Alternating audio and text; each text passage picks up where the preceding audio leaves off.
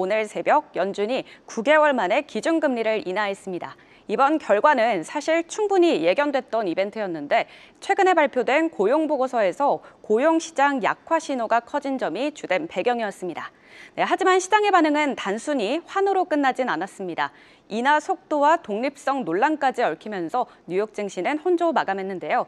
지금부터는 FOMC 성명문과 파월 의장의 발언, 그리고 시장 반응까지 차례로 짚어보겠습니다.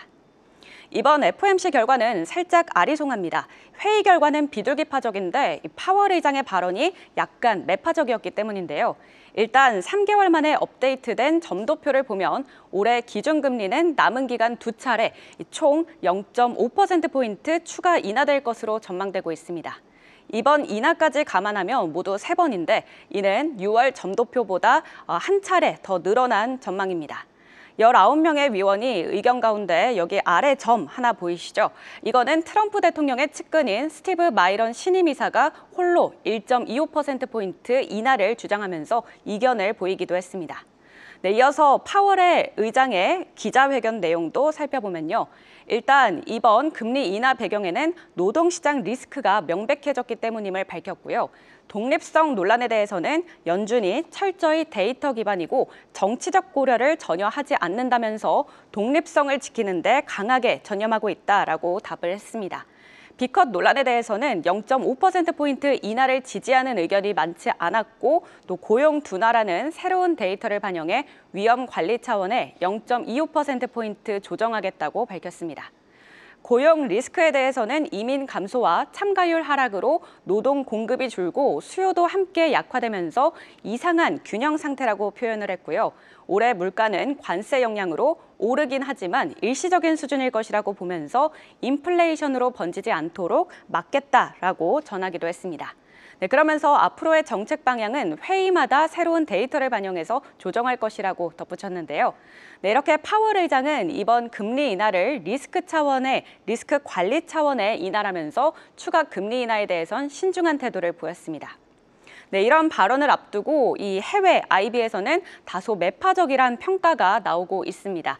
뱅크 오브 아메리카는 전반적인 매파적 스탠스가 유지됐다면서 명확한 가이던스보다 리스크 관리 중심의 접근이 강조됐다라고 평가를 했고요.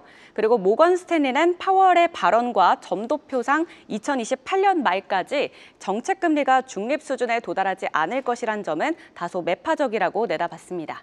웰스파고 역시 점도표는 매우 분산돼 있고 향후 정책 경로에 대한 견해차가 상당했다면서 파월 의장은 기자회견에서 다소 매파적 어조를 유지했다라고 평가를 했습니다. 이렇게 오늘 예상했던 대로 25bp 금리 인하 결정이 나왔지만 시장의 반응은 엇갈렸습니다. 다우지수는 0.5% 올랐지만 S&P 500과 나스닥은 하락했는데요. 금리 인하라는 호재보다 파월 의장의 매파적 발언이 부담으로 작용한 건데 파월의 발언 이후 나스닥의 하락폭은 키웠다가 그래도 다행히 장 막판에는 낙폭을 많이 축소를 했습니다. 채권 시장은 더 민감하게 움직였는데요. 미국 10년물 금리는 한때 4% 밑으로 떨어지기도 했습니다.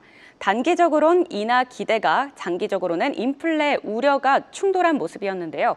하지만 결국에는 다시 4.09%대로 반등을 했습니다. 이 점 체크하시기 바라겠고요. 지금까지 오늘 FOMC 결과와 그로 인한 시장 반응까지 정리해드렸습니다.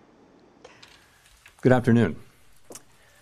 My colleagues and I remain squarely focused on achieving our dual mandate goals of maximum employment and stable prices for the benefit of the American people. While the unemployment rate remains low, it has edged up. Job gains have slowed, and downside risks to employment have risen. At the same time, inflation has risen recently and remains somewhat elevated. In support of our goals, and in light of the shift in the balance of risks, today the Federal Open Market Committee decided to lower our policy interest rate by a 0.25 percentage point. GDP rose at a pace of around 1.5% in the first half of the year, down from 2.5% last year. The moderation in growth largely reflects a slowdown in consumer spending.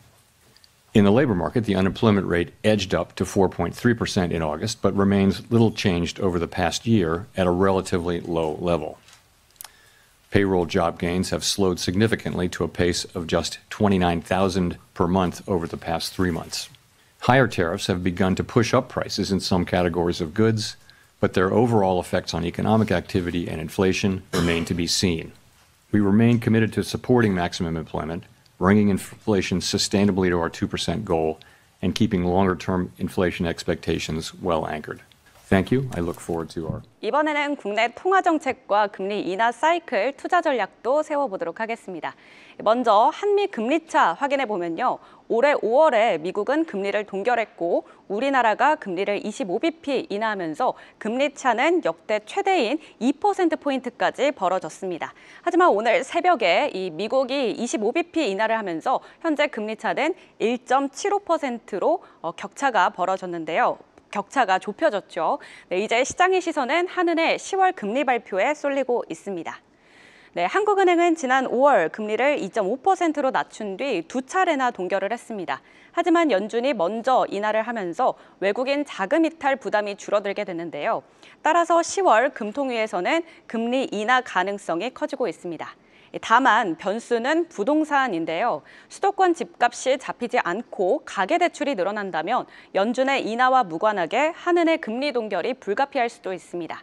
최근에 9.7 부동산 대책이 발표됐음에도 불구하고 아파트 매매 가격 상승폭은 확대됐는데요. 추석 전후로 추가 대책이 나온다면 10월 금리 인하도 가능할 것으로 기대되고 있습니다. 또한 소비자 물가지수가 연말에 2%로 돌아갈 가능성이 큰데 만약에 기상 악화나 유가 상승 등 예기치 못한 공급 충격이 발생해 연말에도 2% 중반이 유지된다면 기준금리 인하를 지연시킬 수 있는 요인이 되겠습니다.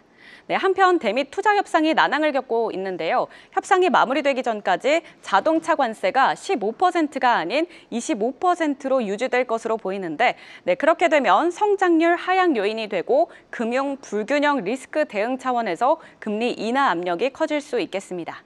네, 마지막으로 경제 성장률 전망이 낮고 수요 압력이 약화될 경우 경기 부양을 위해서 25bp 인하를 단행할 가능성이 클 것으로 예상되고 있습니다. KB증권에서는 경기 대응보다는 부동산 대응이 우선이라는 리포트를 발행을 했는데요. 부동산 가격에 따라 금리 인하 시점이 더 밀릴 가능성이 있다면서 10월에는 동결을 그리고 11월에는 인하를 전망했습니다. 그러면서 단기간 정부의 경기 부양책에 따른 민간 소비 개선과 반도체를 중심으로 수출 개선에 주목하자고 전했고요. 또 연내에 추가 인하가 없을 가능성도 열어둬야 한다고 조언을 했으니까요. 이 코멘트도 좀 참고를 하시면 좋을 것 같습니다. 자, 이번에는 미국의 금리 인하 사이클 속 앞으로의 투자 전략도 세워보도록 하겠습니다. SK증권은 금리 인하 이후 주식시장의 추가 상승이 예상된다고 내다봤는데요. 9월 미국의 금리 인하로 변동성이 일시적으로 확대될 수 있겠지만 미국 주식시장의 우상향 흐름은 당분간 지속될 것으로 전망했습니다.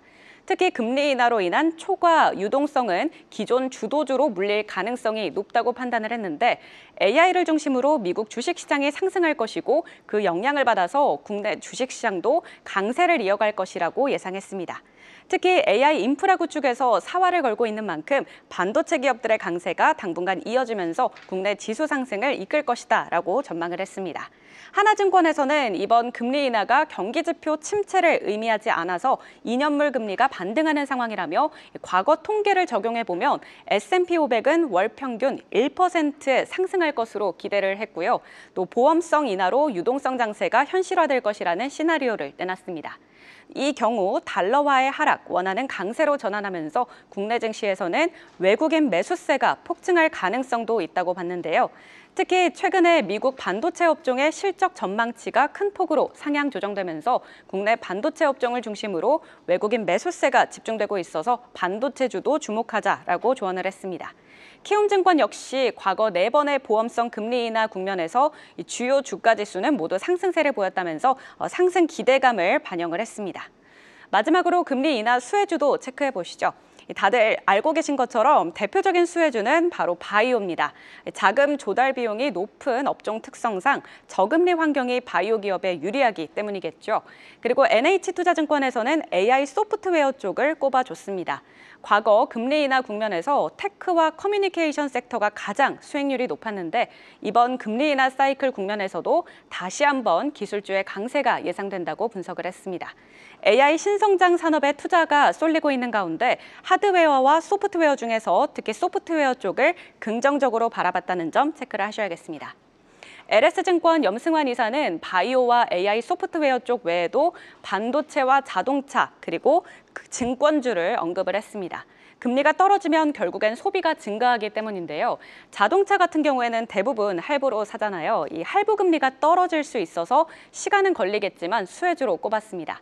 그리고 금리가 하락할 때 예금보다는 주식시장으로 자금이 많이 유입되니까 증권주도 눈여겨보자고 조언을 했습니다.